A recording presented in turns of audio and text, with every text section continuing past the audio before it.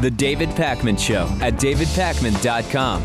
Welcome to the David Pakman Show. Hi to everyone who's watching us live on YouTube. We are streaming live on YouTube every Monday through Thursday, 2 p.m. Eastern, 11 a.m. Pacific. A lot of stuff to get to today, so I'll get right into it. Number one, yesterday we talked about U.S. ambassador to Libya being killed when the Benghazi consulate was attacked. We talked about Mitt Romney's initial response to that. We're going to get into that even more, but in the meantime, U.S. embassies in Yemen and Egypt have now been attacked repeatedly by protesters. We have some video of this which will show our television audience. According to a report by Reuters, U.S. embassies in Sana'a, Yemen and Cairo, Egypt found themselves under attack by demonstrators today in protest of the now infamous movie Innocence of Muslims, as well as in protest of the news of U.S. warships directed towards Libya in the aftermath of the embassy attack. Now, on the bonus show today, we're going to talk about, we actually had a chance to watch a lot of that Innocence of Muslims movie. I think it's incredible that the movie is so poorly produced and appears to be a comedic parody more than anything else, that we can only assume that a lot of the people who are protesting and making acts of violence in response to that have not seen the movie. Would you come to the same conclusion, Lewis? 100%. Natan, what do you think? Yeah, in fact, I heard on the radio yesterday that it's just a fact that a lot of the people haven't heard it. They just heard things about the movie and were basing, their feeling about it on that. And then you've got instigators who mislead them, and because those instigators want to attack an embassy, so they recruit people. That's how it goes. Let's take a look at some of the video of the recent attacks from protesters on the embassies in Yemen and Egypt. This is video courtesy of RT. So we're seeing people climbing on the gates, some of the gates falling. We're seeing people pulling electrical cords. We're seeing smoke rise and fires being set. A number of different things. And of course, we also see gunfire, windows being broken. The thing about this, I have such mixed feelings about this, because on the one hand, of course, it makes no sense to do this type of violence, period. At the same time, I also worry that the fact that this kind of violence is being done is only going to further the same types of stereotypes that actually lead to this violence. And we seem to be in this self-perpetuating circle with no real way to get out of it. Yeah. And I don't know if anyone involved in that circle is going to understand how it works, but we're certainly going to be stuck in it for a long time. We've seen 15 wounded in these latest attacks, 12 more people under arrest. Security forces were firing in the air, attempting to hold the mob off until Yemeni police arrived and dispersed the crowds with tear gas. So we're going to talk about this more in our Worldview segment, and we're going to have more coverage of this coming up. But as we see, we seem to be having something that is escalating here. Certainly, we are getting every indication, at least from what we've read so far, that the Libyan attack was planned, at least to a certain extent. Whatever planned means, we don't yet even really know all the details exactly, but we're going to cover that more in the B segment today. We'll talk to Dennis Campbell. We'll also hear more about this Mitt Romney speech, which was just incredible. Another gem from Mitt Romney. This is really weird. This is a strange headline. Sarah Palin wishes that President Obama had a bigger penis. Now, it's amazing. Sarah Palin seems to be hitting new low after new low in her commentary. This is something she posted on her Facebook page, saying in response to the Libyan attack, America can't afford any more leading from behind in such a dangerous world. We already know that President Obama likes to speak softly to our enemies. If he doesn't have a big stick to carry, maybe it's time for him to grow one. Interesting. Yeah, apparently through Sarah Palin's extensive foreign policy experience, it's a good idea to call countries your enemy. Yeah, that is very good. So but the thing is, she's just flat out wrong, because we've heard from Joe Biden already about the size of President Obama's stick. Don't you remember? I do. Remember this, ladies and gentlemen? Now is the time to heed the timeless advice from Teddy Roosevelt. Speak softly and carry a big stick. End of quote. I promise you, the president has a big stick. Okay. Joe Biden's seen it, ladies and gentlemen. Joe Biden seems to be speaking from personal experience. So listen, consulates attacked, people die, Sarah Palin goes on Facebook to make penis jokes about the President of the United States. Aren't her 15 minutes up at this point, Lewis? Oh, no. No. Not by a long shot. You think she still has a while to go?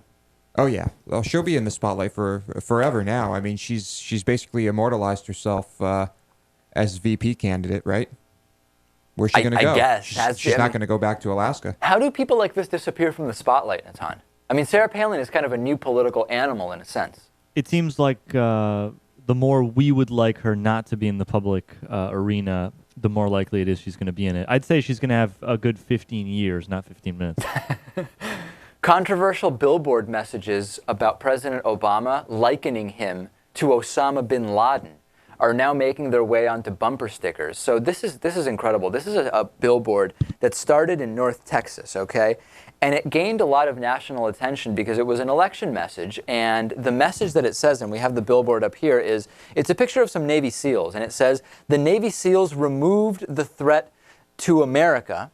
Now we need to remove the other in November, referring to the Navy SEALs took out Osama bin Laden, and now it's time for Americans to vote out an equal threat, a comparable threat to Osama bin Laden, that of President Obama. Now, of course, this is one of those perfect examples where, what's the premise here? The premise is Osama bin Laden and Barack Obama are equally threatening to the United States. People who put this up and then who say we'll turn it into bumper stickers will argue it's not racist or in any way.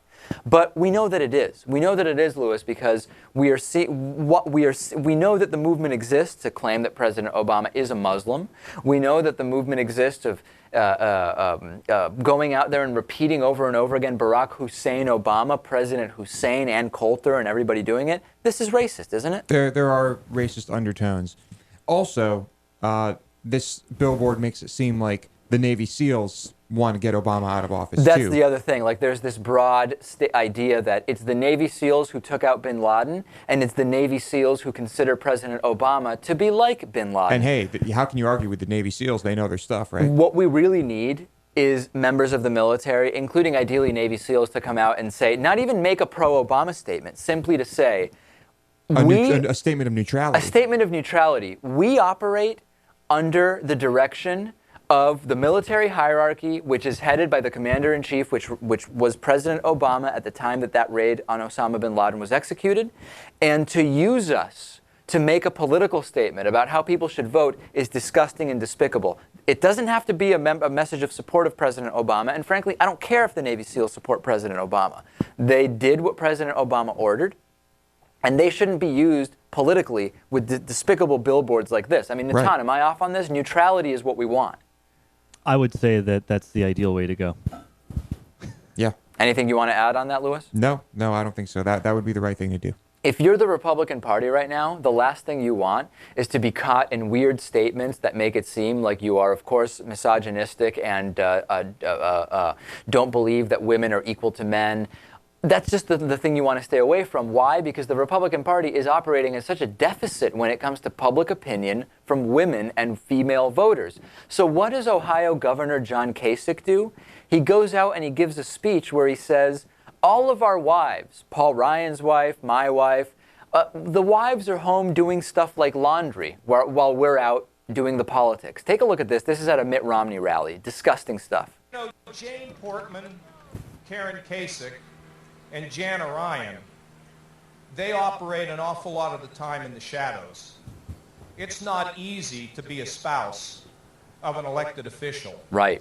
You know, they're at home doing the laundry and doing so many things while we're up here on the stage getting a little bit of applause, right? They don't often share in it. And it is hard for the spouse to hear the criticism and to put up with the travel schedule and have to be at home taking care of the kids. And what a bizarre speech. The poor wives of elected officials, you have to feel sorry for them. They're home doing the laundry. When we're out, people are applauding us. It's sad for them when they hear criticism of us. Please don't criticize us. It's so sad for our wives who just do the laundry. What is wrong with these people? Is this the way to win back the female vote? What on earth is John Kasich doing? Good question. Natan, I mean, what is this nonsense? Well, I'm assuming he's appealing to men and to women who share those same sort of macho beliefs. I mean, even if this individually... Phyllis Schlafly. If your party is suffering such a deficit on women voters, maybe you want to stay away from references to your wives being home doing laundry while you do the big boy work. It reminds me of, remember the iron my shirt sign that showed up at a Hillary Clinton appearance when she was running in the primary in 2008 against Barack Obama? It reminds me of that.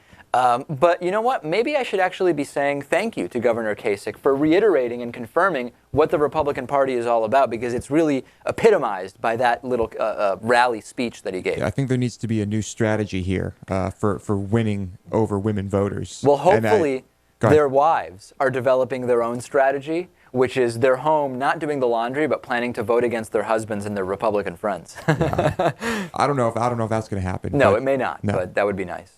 We're going to have some great stuff next week. Monday afternoon at 3:15 p.m., we're going to have a member video call-in where if you have a webcam, we're going to send out, we actually already sent out today to our members, a private link to join all of us in a video conference. You'll be able to talk with us, ask us questions. We'll answer your questions. We'll talk about answer whatever you want. So you have to be a member to do that. You'll also get the bonus show as a member, which is both produced and hosted by producer Louis Motamedi. Louis, what is on today's bonus show? Give us a sense. On today's bonus show, we will be talking in greater detail about the supposed anti-Muslim film that has caused so much outrage, and about the protesters themselves, and about an interesting evolutionary trait in cockroaches in a certain area in Ecuador. Which, of course, creationists will say proves evolution doesn't exist, but the reality is... There's always that side. There's always that side. So davidpakman.com/membership, you'll get the bonus show, you'll get the full 1-hour commercial-free archived version of the TV show, the commercial-free podcast, and you can take part in Monday afternoons, 3:15 p.m. Eastern, video conference call with the staff. Ask us questions. Let's take a break. We'll come back. I want to look at Mitt Romney's increasingly sociopathic speeches and his bizarre grins when horrible things are happening in the world. And then we'll talk to Dennis Campbell about European reaction to the Libyan tragedy. Stay tuned. The David Pakman Show at davidpakman.com.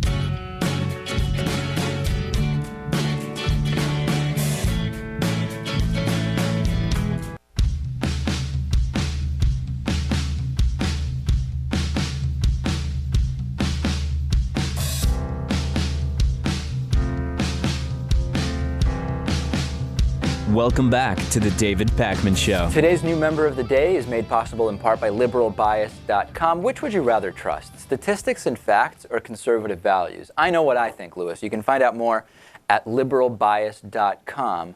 There is a lot of liberal bias in just basic facts on this planet.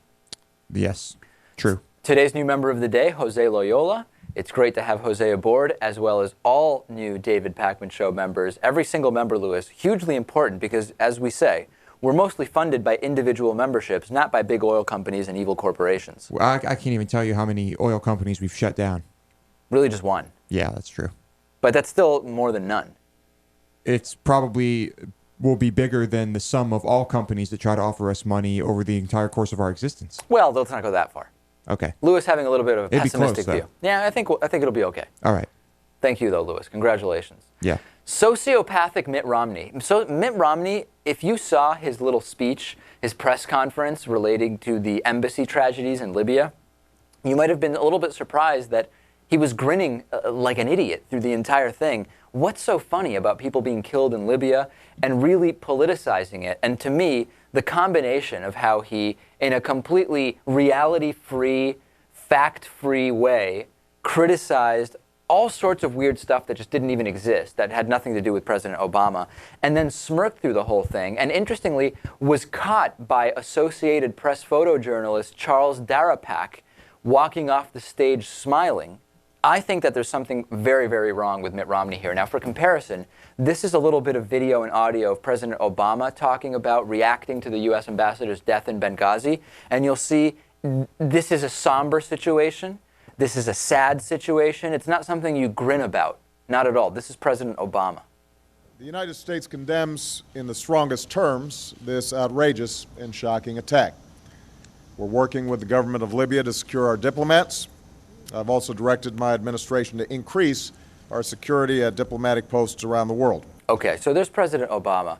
And then we get these pictures of Mitt Romney, who is just smirking and smiling. Natan, let's put those pictures up and take a look at them. And these were caught by a couple of different people. Is that really the look that you have when you're discussing the death of a U.S. ambassador? Let's go to the next one, Natan. Romney smirking during the speech. We'll get a look at another picture here in a second if we can. Mitt Romney again smirking. It's almost like he knows that he's playing politics. And the problem is that people's lives were lost here. Let's look at the next picture, Natan. Those are all that I have. Okay, let's look at the one of him leaving the stage then, which we also have. And there he is after the speech. What is so funny? What's so entertaining to Mitt Romney about going out there and making claims not at all based in reality and playing politics and grinning about the death of a U.S. ambassador and the lives of the U.S. security, the 3 security individuals that were with the ambassador? It's disgusting, Lewis. Well, this fits in nicely with my theory about Mitt Romney, that being he doesn't give a crap about anyone or anything other than himself and his, I don't know, maybe he's power hungry. I mean, listen, smiling when discussing the tragedy, smirking when lying about President Obama's response to the tragedy, smacking his lips after declaring the emotions that he says he is feeling, but giving no indication from his physical appearance that he even has any idea what those emotions are, the curled lip of contempt when blaming Obama for the embassy statement, and then smiling, almost gleeful, when answering questions from reporters. It's weird, and you know what? If the initial thought was that this was going to somehow play into Mitt Romney's strategy in some way help him, which maybe was what initially the Romney staffers thought might happen, I think it's going sorely and significantly, precipitously wrong for him, isn't it, Natan? Yeah, maybe he's smiling because he's just so embarrassed that his campaign advisors have told him that this is the way to go in the campaign. Yeah, that would be the giving him the benefit of the doubt, right? He feels so disgusted with himself that he has to go out there and do this because his campaign staff is getting so desperate that he's smirking from nervousness. That would be giving him the benefit of the doubt. I don't know that we have evidence to support that, but it's an interesting alternative theory from Natan. Or smirking because he really feels he's really sticking it to Obama. It's somehow coming out ahead. That's what I think it is. Yeah. That's exactly what I think it is. For more on this, let's do our Worldview with Dennis Campbell segment. It is Thursday, time for Worldview with Dennis. He's editor-in-chief of UK Progressive Magazine. And let's check in with Dennis at this point. So Dennis, before we get into the reaction, I think a good place to start would be in judging, based on some of the things I've read in the emails I'm getting, I'm not sure everybody understands the difference between an embassy and a consulate. So let's start with that. Well, the embassy is the official place where most of international business is done in a foreign nation. In London, the embassy is at Grosvenor Square, and because we've had a number of cutbacks, we don't have any consulates. However, if you go across the channel over to Amsterdam, when you're in Amsterdam, you think you're visiting the U.S. Embassy, when in fact you're visiting a consular office. And a consular office is a place where tourists can go to get visas, replacement passports, things of that sort. And it's generally a more stepped-down sort of unit from the embassy. The actual embassy of the United States in the Netherlands is in The Hague. There, it's a much more fortress-like building, as it is in most major cities. When you go to Cairo, when you go to Tripoli, you will see that the embassies there have to have an outer protection as well as an inner protection level, and it's to protect both the ambassador as well as the foreign service workers, as well as, quite frankly, the officers of the CIA, the military, and others that are also part of the normal embassy business. Where Christopher Stevens was killed in Benghazi is what was known as a consulate. So those tend to be much more stepped down. And when you hear about some of the criticisms of, you know, where was the military, where were the defenses, etc., you don't expect in a consular office to run into the type of situation that you will, such as in the embassy as we saw in 1979 in Tehran, where people are, breaking down the gates, coming in and taking people away. In a consular office, they tend to be much lower key affairs that are occasionally visited by the ambassador in residence. So we talked about earlier in the show some of the stepped-up violence that now we're seeing against U.S. installations in both Egypt and Yemen. What is the reaction on the European side, number one, to this now pattern that we're really seeing of these escalations, but also specifically to the death of the U.S. ambassador and the 3 other security individuals? What's the sense? Well, everybody's truly deeply shocked and saddened by the death of the first U.S. ambassador since 1979. Most of the commentary in the papers here and on the telly have all focused on the loss. There's not been the rush to judgment that you've seen in the U.S. media. You've not seen the politicking and the grandstanding. People tend to look at these as very practical matters, and they sort of say, okay, what could have happened? It is beginning to look very clearly that what happened at the consulate in Benghazi was a orchestrated and planned reaction. Many are saying it could have been in reaction to the anniversary of September 11th. There were some reports about this being in retaliation for the recent shooting of Al-Qaeda number 2 back in June of the man who was called Al-Lib, which is the man of Libya. So there's so many ways in which one could speculate. Problem is here, we don't tend to fill the media vacuum with speculation, whereas in the United States, with the election cycle in full bloom, all you see is speculation. Yeah, well, at the top of that list was Mitt Romney's incredible comments, which made no sense, both in terms of the way in which they were delivered, as we talked about, with the smirking and grinning about something that's incredibly serious, but also in terms of the timing. Mitt Romney making criticisms of comments that were actually made prior to the attack itself, and just a whole bunch of nonsense that didn't make any sense. Are people over on your side of the Atlantic Ocean aware of what Mitt Romney has been saying, and what's the reaction? Well, they are, and the reaction has been one of disbelief. There's a general feeling of distrust now towards Romney and some of the people that he has brought in to spearhead the foreign policy side of his campaign. There is a fear that this will be a replay of the Bush administration neocon era, and a time when things were not as the United States was not held in very high esteem at all. Okay, so next week we're actually going to get much more into detail about what is the British and European perception of this potential for President Obama being replaced specifically by Mitt Romney. Real quick, Dennis, let's touch again on the new book that you have out now and how people can get it. Well, we still have the 4 ebooks that are out there, and thank you again for helping to promote them. The latest one has to do with the Mormon question, and it is quite interesting since we are talking about something that caused issue with the Muslim religion. I've received a number of interesting queries and comments as to why we would pick on the Muslim religion. We only have the Mormon religion, and we only do from the perspective that you have a senior leader in the Mormon Church now planning to run as the President of the United States. I think this is the real October surprise in the U.S. election, and more to come on that. Obviously, it's called Magic Underwear in the Situation Room, and you can get that on Amazon. And the Billionaire Boys Election Freak Show, which will be the compendium of the 4 ebooks, will be out hopefully in the next week to 10 days. All right, Dennis Campbell, editor-in-chief of UK Progressive Magazine. Next week on Worldview with Dennis Campbell, we'll get into detail. What do Europeans think specifically about the possibility of a Mitt Romney presidency? Thanks as always, Dennis. We'll see you next week. Thank you. Okay, stay tuned. Plenty more after this.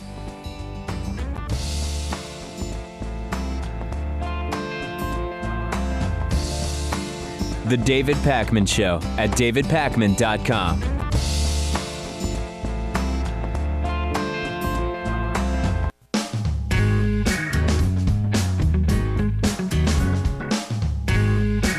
Welcome back to the David Pakman Show. Hey, if you're on Facebook or Twitter, please donate a Twitter retweet or Facebook share through donateyouraccount.com/David Pakman Show. It's free, it takes a second, and it really helps the show out. Donateyouraccount.com/David Pakman Show. I've been asked to give away some memberships. So we're going to do it with a series of trivia questions. So here's the way it's going to work. I'm going to give you a trivia question today. Monday, we will look at how many people get this question right, and we will give away, I don't know, we'll say no more than 5 memberships. So if less than 5 people get it right, we'll give every single one of them a membership. If more than that do, we'll put everybody's name into a hat and we'll give 5 people memberships. Is that fair, Lewis? Sure, yeah, sounds good. Okay, here's the question. Which European country is the biggest consumer of the David Pakman Show as judged by podcast downloads, YouTube views, and website visits? I think that's a very fair question. Which European country is the biggest consumer of the David Pakman Show? Interesting. I have my thoughts. Of course, I know the answer. Yeah. So my thoughts are 100% accurate on this. Yeah. And irrelevant. And completely irrelevant. So here's the way. The official way to enter is you have to email in, okay? Because it's just, how can we keep track of YouTube usernames and Twitter handles? So go to our website, contact us, just say, trivia question, I think the country is X, whatever it is. And then the 5 winners we will email back, and we'll set you up with a free membership. It'll be perfect. Great deal. Which European country, biggest consumer of the David Pakman Show? All right, we'll have the 5 winners on Monday's show. Remember that AIG bailout by the government, which many Republicans said was a complete disaster, it's a bad idea, the government shouldn't be bailing out these companies, so on and so forth, and that the government can't be spending, Obama's a big spender, blah, blah, blah. Yes. You do remember that? I remember it vividly. Well, let's put aside the fact that the President Obama is a big spender memes are completely false. He's actually overseen the smallest increase in government spending since President Eisenhower.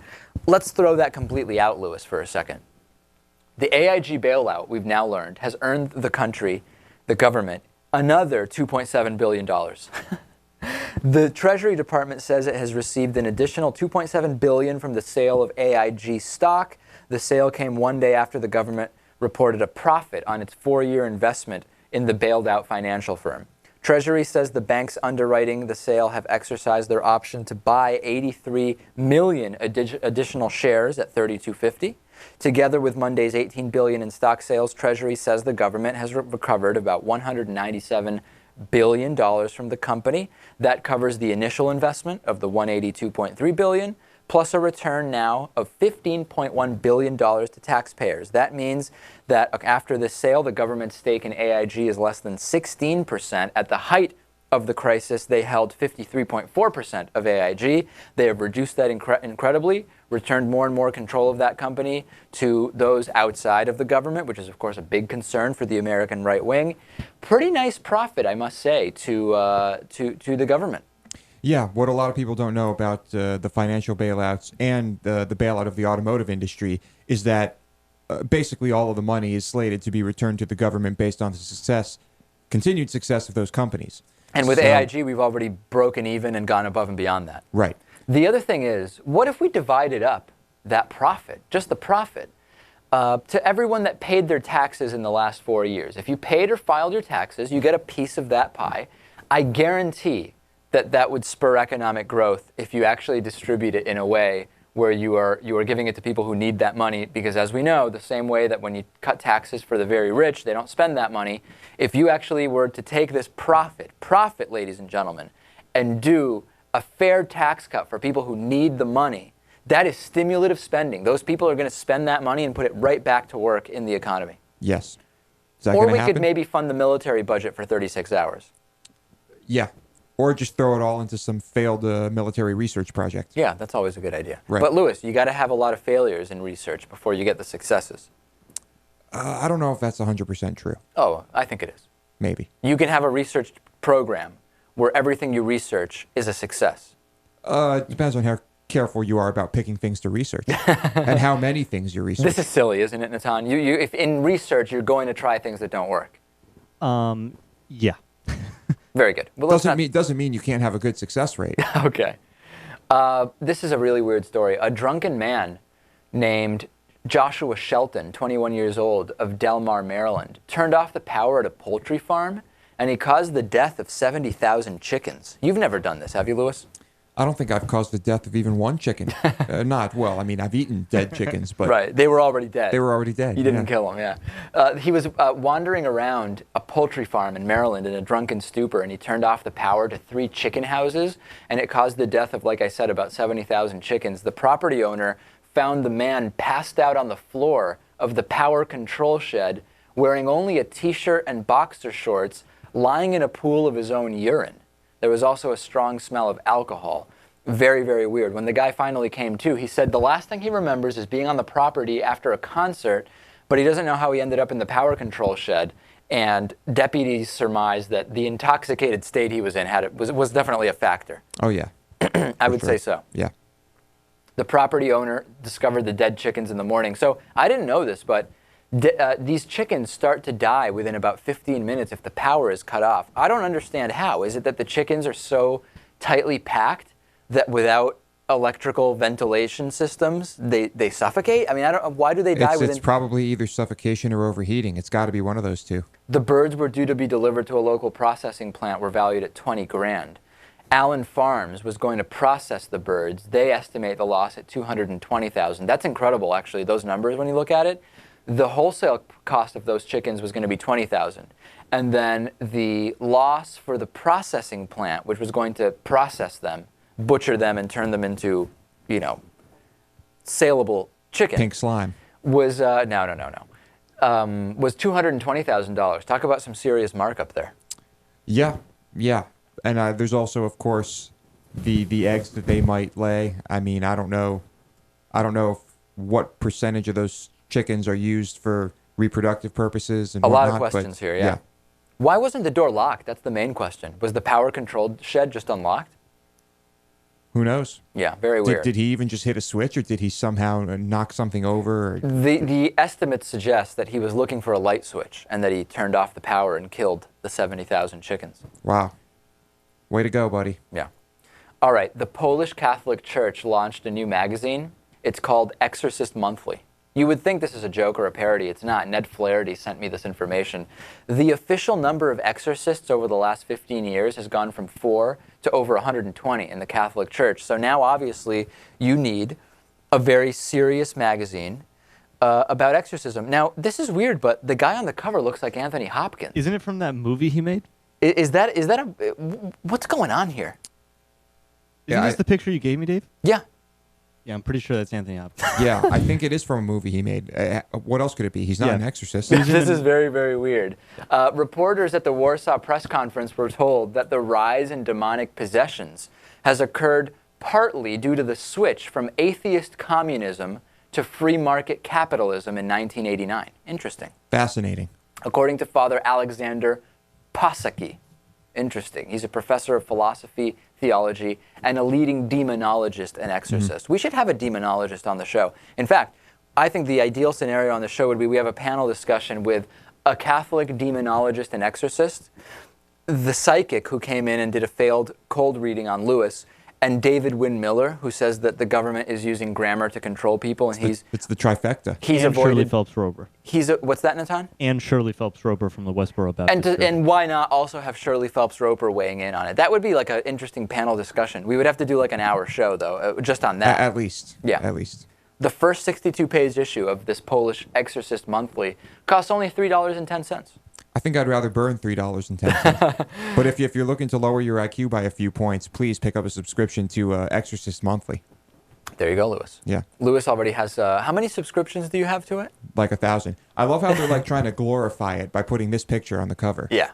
Like it's cool to be an exorcist. Of course it is. How many young aspiring exorcists are there in Poland, I wonder? Well, not more than 120, I guess.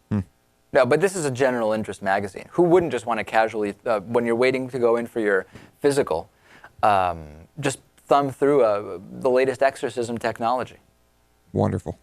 Okay, if you have an iPhone or a Android phone, you can get our show on Stitcher. Go to stitcher.com/David Pakman Show. Also, I want to tell you this. If you have an iPhone, iPad, or iPod, any of the I's, get the new YouTube app. Okay, now why? It's a way to support the David Pakman Show. The traditional YouTube app does not show any advertising when you watch our videos. Now, you may like that, but that means that the David Pakman Show is not being supported.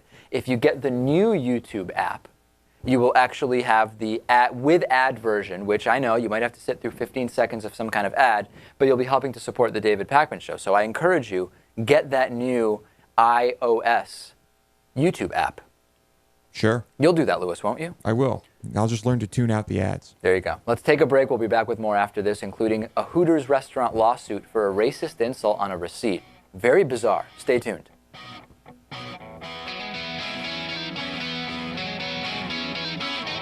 The David Pakman Show at davidpakman.com.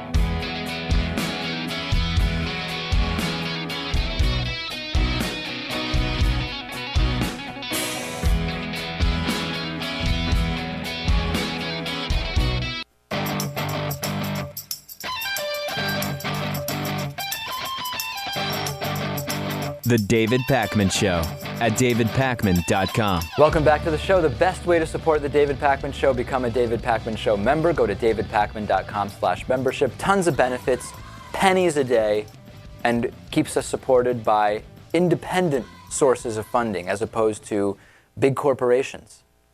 Yeah. Good stuff. Yep. Okay. Korean immigrant Kasich Cha is suing Hooters for a racist insult on his receipt. This is a really weird story. He's suing for $150,000, and as you can see in this receipt, maybe you can, maybe you can't. At the top of it, it says Chinks, spelled with an X, which is odd.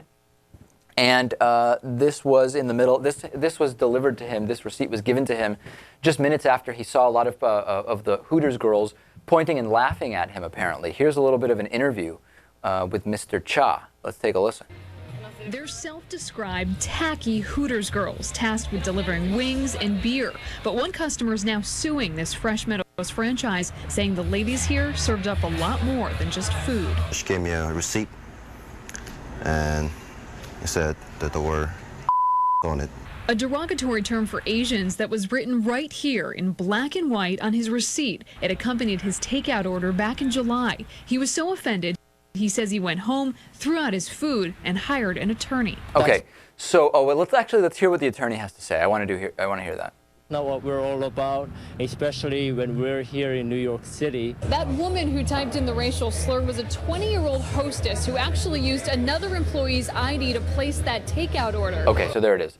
So, you know, what's incredible here is that if you're going to be racist and put racist stuff on receipts and try to make a joke out of it, at least use the right term, because this guy's Korean. He's not even Chinese, which is, of course, what the term chink actually refers to. It's incorrectly used for people from a number of different Asian countries, even though it's not. She's such a stupid racist that she even used the wrong term in trying to make her dumb joke. And now she's out of there. Why go to Hooters in the first place? I mean, if you want like bad food and worse service, like that's why you go to Hooters, right? So you're saying why would you go there unless you? But you know, bad service is different than racist service, isn't it? That's true. That's true.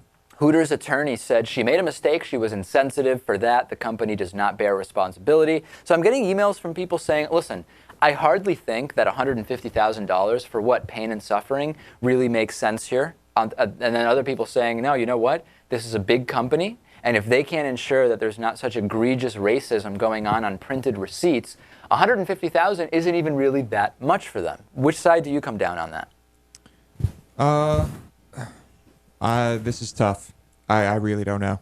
I'm torn here because yes, that's true. $150,000 is not much for such a large company, but then we have to think about, is it much for what the guy went through? Right. How do you determine that? Right. I mean, Natan, what do you think? Well, I think it clearly the pain he suffered isn't worth $150,000. What I think is that the logical thing, if he's disinterested and simply wants to bring this issue to light, is to have a discussion about it and to bring it into the media like we're doing right now. But $150,000 for one night of being angry, I don't think it's worth it. All right. What do you think? $150,000? Too high? Too low? Should it be a non-monetary thing? Like, for example, he gets free food at Hooters for a year, like in that infamous Kramer Seinfeld episode where Kramer, before even hearing about the $50,000 for the hot coffee lawsuit, accepts just free coffee. Yeah.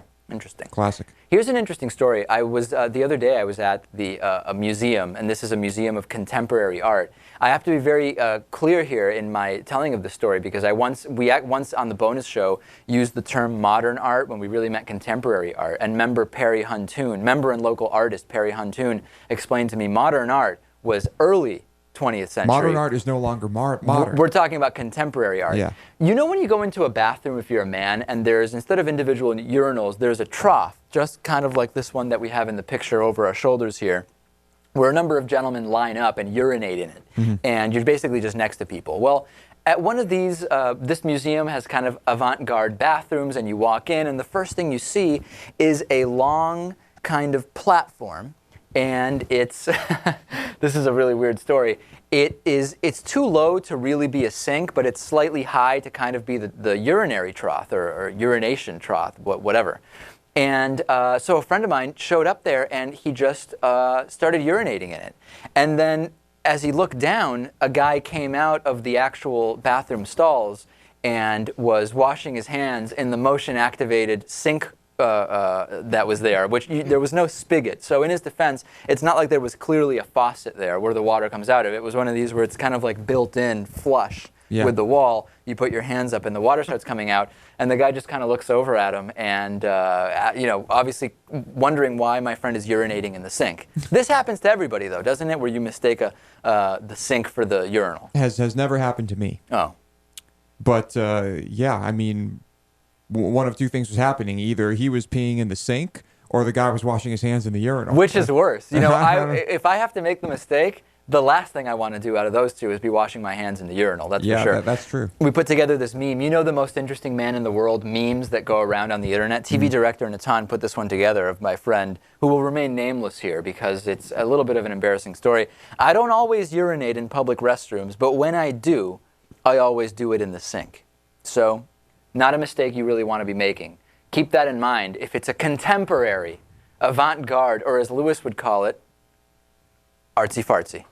Yes. Just do a very comprehensive analysis of the bathroom before you decide what to urinate in because, I don't know, you could end up getting in trouble. You could end up in trouble, absolutely. Yeah. Let's go to some of your voicemails. 219-2-DAVID-P. These voicemail line open 24 hours a day. Here's a question about Lewis voting. Very good question here. Hi, this message is for Lewis. I know Lewis has a lot of hesitations about voting in this election, but if I recall correctly, you're registered to vote in Massachusetts. And I know you guys are based out of Massachusetts, but if there's any reason to vote, David, I know you're, if there's any reason why David should vote, it's for Elizabeth Warren, because that is a tight race, and Lewis should vote. And abstain to every other race if you want on the ballot. Don't vote for anyone else. Please, I urge Lewis to please consider voting. Absolutely. So, Lewis, this is a situation where it's not just voting for a Democrat for president in Massachusetts. We have a close race, an opportunity to effect real change by putting Elizabeth Warren in the Senate, in the seat previously held by Ted Kennedy, and to remove Scott Brown. Don't even vote for anybody else. Just show up, blank ballot everywhere, except you vote for Elizabeth Warren. Impact can make a difference. Big deal. Will you do it? I feel like I can't just make one exception to my not voting stance. I mean, I feel like I'd be betraying myself. No, you should make a lot of exceptions to it. Yeah. Well, I mean, it's all or nothing. Either I'm voting all the time or I don't vote at all. I completely disagree. I completely disagree. And I know it will be a close race. I know. What if on election day it's one vote and your vote could have turned that election? Do you want that guilt? Me and 10,000 other people who didn't vote. It could have. I mean, well, that doesn't make any forget sense. about the other people. Come on, Lewis. Personal responsibility. Personal responsibility. Would I feel bad? Yeah. No, I wouldn't. You wouldn't care at all, knowing you could have turned that election and possibly changed the course of American history for the next 4 years Lewis, by changing the balance of the Senate. Do you think I think that would actually change the course of American Lewis, history? think about it. We don't know what the Senate makeup is going to be after the election. Maybe it's one vote more for the Republicans if Scott Brown wins that allows a Romney presidency and a Republican House to repeal Obamacare and essentially prevent 30 million people from getting health care. In theory, my one vote in this election, if it were to decide it, could end up meaning a Republican majority. That's exactly right. I don't think that's going to happen. Vote for Elizabeth Warren. I'm not 100% decided on this, but I'm pretty sure I'm going to stick with my non-voting stance. Let's vote. We'll do a special. I will do it. We'll film it. We'll go drive with you. It'll be Lewis Votes. America wins. No it'll promises. be like we'll have a music. I think it'll be really funny. No promises. Okay, we're going to do it. We got 30 seconds here. Okay, you know what? Let's not even do the circumcision stuff and the other stuff. We'll just save it for Monday. We're going to have a great bonus show today. We're going to talk about this supposed anti-Muslim movie. That's the 24-hour headline right now. DavidPakman.com/membership. Get the bonus show. Monday, member video call-in. Yet another reason to be a David Pakman Show member. We'll see you then. Thanks for watching. Thanks for listening. We'll be back here. Will we not, Lewis? Absolutely we will. Yeah, in a few days. We'll be back on Monday. All right. Incredible. Thank you very much. Yep.